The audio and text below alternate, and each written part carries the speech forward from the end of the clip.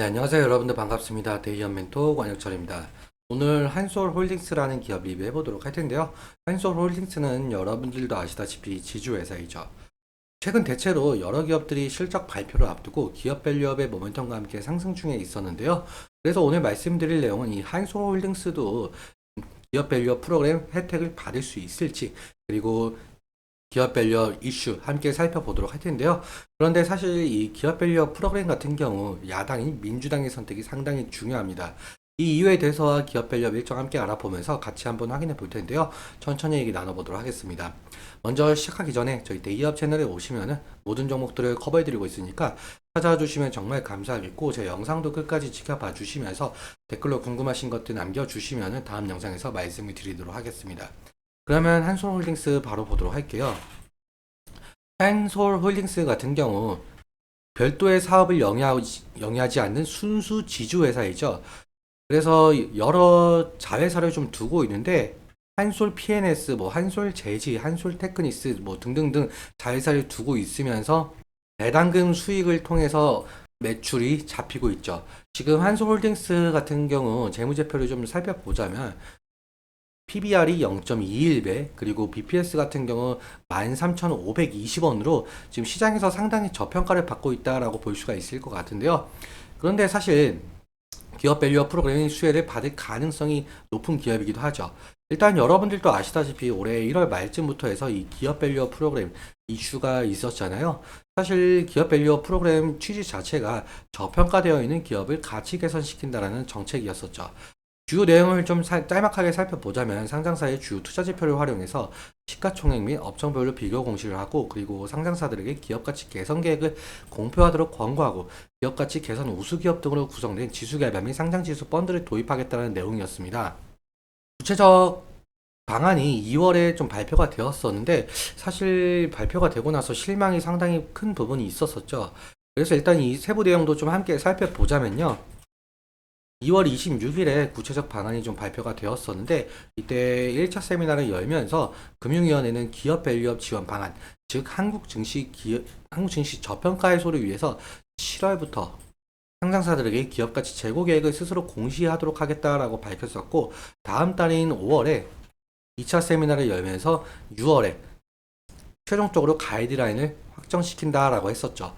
그래서 공개된 방안에 따르면 약 1,600개에 달하고 있는 전체 코스닥 상장사들은 기업가치 재고 계획을 스스로 수립을 하게 되고, 그리고 연일에 자율공시하도록 하게끔 만들겠다라는 건데요. 기업가치 개선 계획은 총 6단계로 진행이 된다라고 한답니다. 먼저 현황 진단, 그리고 목표 설정, 계획 수립, 이행, 평가, 소통, 이 6단계에 대한 내용이 담겨져 있었습니다. 그리고 매년 우수기업들에게는 표창까지 준다라고 하는데요.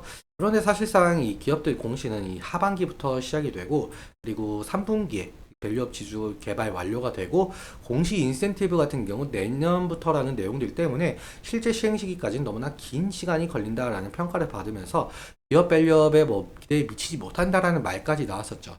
그래서 기업 밸류업으로 상승했었던 저평가 종목들이 실망 매물을 좀 상당히 뱉어냈었는데요. 그런데 저번 주에 최상모 기재부 장관께서 코리아 디스카운트 해소를 하기 위해서는 기업 밸류업 프로그램을 좀 변함없이 추진을 해야 된다라고 밝히면서 현재 어느 정도 저평가 종목들이 상승을 좀 보여주고 있죠. 그리고 이 기사가 나오고 난 이후 다음 날인 오후에 기업 자율 공시를 하반기에서 5월로 좀 앞당긴다라고 하면서 기업 밸류업 프로그램 정책에 좀 속도를 내고 있는 상황으로 보이고 있는데요. 이 이유에 대해서는 뭐 여러 가지 있을 수 있겠지만, 최근 윤석열 정부의 총선 참패라든가 아니면 고금리가 지속되는 상황, 중동의 지정학적 위기가 겹치면서 국내 증시가 좀 약세 기조를 보이고 있는데, 그래서 이 정부에서는 이 기업 밸류업을 좀 속도를 내면서 증시 안정화를 시키려고 하는 것 같아요. 그래서 사실 이 기업 밸류업 프로그램은 이 정부의 정책만으로는 좀 할 수가 없는 상황이거든요. 사실 야당이 민주당의 선택이 상당히 중요한데요. 이 이유에 대해서 좀 말씀을 드려보자면, 야당인 민주당 측에서는 이 정부의 밸류업 프로그램에 좀 반대하는 입장은 아니었으나, 민주당은 이 소액주주 권익 보호를 위한 정책, 즉 기업들의 이익과 반대되는 상당한 내용을 가진 정책을 좀 공략을 한 바가 있었습니다. 이 내용들인데요. 한번 읽어보시면 도움이 되실 것 같습니다. 아무튼 그래서 이 기업의 자발적인 주주 환원 노력과 세제 혜택에 초점을 맞춘 정부와 여당의 정책 방향성과는 아주 크나큰 차이가 있었는데요. 앞서 말씀드린 대로 4월 총선에서 여당인 국민의힘이 참패를 했었고 야당인 민주당이 승리했었죠. 그래서 더욱더 현 정부의 기업밸류업 정책이 제동이 걸릴 것이다라는 평가가 있었습니다. 다시 말씀을 드려보자면 사실 기획재정부가 이 밸류업 정책의 세제 혜택으로 제시한 이 법인세 세액 공제라든가 배당소득세 부담 경감 같은 경우 세법 개정을 시켜야 하는데 세법 개정 같은 경우는 국회 동의, 즉 민주당 동의가 있어야 실행이 될 수가 있거든요. 그런데 이런 세법을 다수당을 차지한 민주당이 부자 감세로 규정을 하게 되면서 국회 법안에 반대할 경우에는 세법 개정이 상당히 어려워지게 되죠. 그렇다면 이 기업 밸류업 프로그램도 무산이 될 가능성이 높겠는데요. 일단 민주당도 1,400만 명에 달하고 있는 이 개인 투자자 여론에 반응을 할 수밖에 없는 입장이긴 해서요. 사실상 민주당과 정부의 정책적 합의가 이루어질지 그리고 실제로 기업 밸류업 정책이 실현이 될지는 아직 미지수로 보이고 있습니다. 그래서 이 부분 같은 경우 지속적으로 좀 체크해 나가면서 대응을 해야 될 이슈로 보이고 있고요. 그러면 마지막으로 차트 보면서 마무리 설명 짓도록 하겠습니다. 일단 한솔홀딩스 같은 경우 아무래도 지주 회사이다 보니까 자회사들의 이슈로 인해서 좀 주가 변동성을 나타내고 있는데 그런데 최근 2월 달부터 시작한 이 기업 밸류업 정책 이슈로 상당한 상승의 모습을 좀 이끌어낸 바가 있었죠.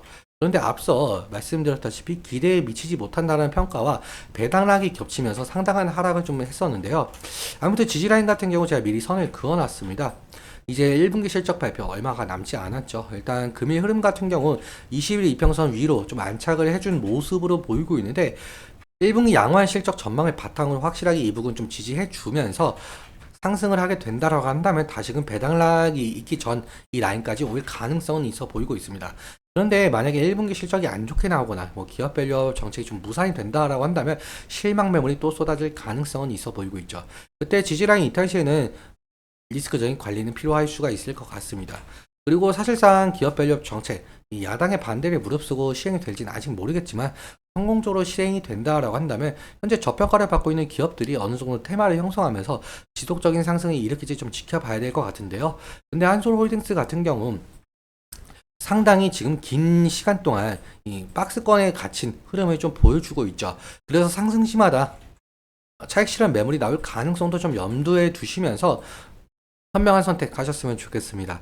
아무튼 오늘은 여기까지 말씀을 드리면서 오늘 내용 여러분들께 도움이 되셨다면 구독과 좋아요 부탁드리고 말씀드린 내용과 차트적인 부분에 대해서는 제 개인적인 견해가 있을 수밖에 없기 때문에 여러분들의 주관적인 견해와 함께 투자를 하여 현명한 선택하셨으면 좋겠습니다. 오늘도 시청해주셔서 너무 감사하고 지금까지 멘토 권혁철이었습니다. 감사합니다.